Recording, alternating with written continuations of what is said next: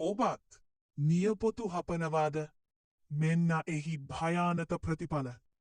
අපි අතරින් ගොඩක් දෙනෙක් නොදැනුවත්වම කරන පුරුද්දක් තමයි නියපොතු හැපීම. සමහරු මේක කරන්නේ පාලනය කරගන්න බැරි විදිහට. ඇයි අපි නියපොතු හපනේ? ඒ වගේම මේ පුරුද්ද නිසා අපේ සිරුරට වෙන හානිය මොකක්ද?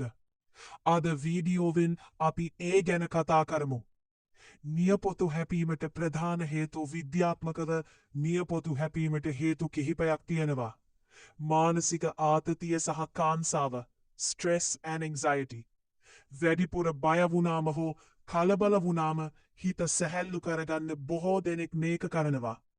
කම්මැලිකම, boredom. කිසිම වැඩක් නැතිව ඉන්න වෙලාවට නිකමට වගේ මේ පුරුද්ද ඇති දෙන්න පුළුවන්. අධික අවධානනය. යම් දෙයක් ගැන ගැඹුරින් හිතනකොට හෝ පාඩම් කරනකොටත් සමහරු නියපොතු හපන පෙළඹෙනවා.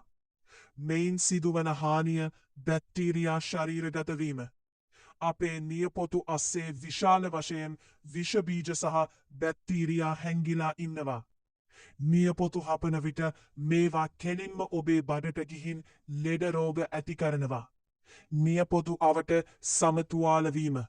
නියපොතු අවට සමතුවාල වී දිලිර හෝ බැක්ටීරියා ආසාදන පරෝනික්කියා ඇකිවෙන්න. දත්වලට සිදුවන හානිය. නිතරම නියපොතු හැපීම නිසා දත්වල එනමැලය ගෙවී යාම හෝ දත් ඈදවීම සිදුවෙන්න පුළුවන්. නියපොතු විකෘතිවීම.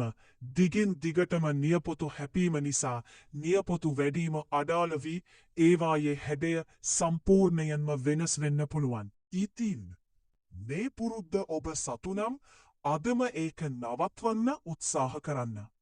ඔබේ සෞඛ්‍ය රැකගන්න එක ඔබේ වගකීමක්. මේ වගේ තවත් වැදගත් කරුණු දැනගන්න අපේ channel එක subscribe කරන්න. අදට සමුගන්නවා ආයුබෝවන්.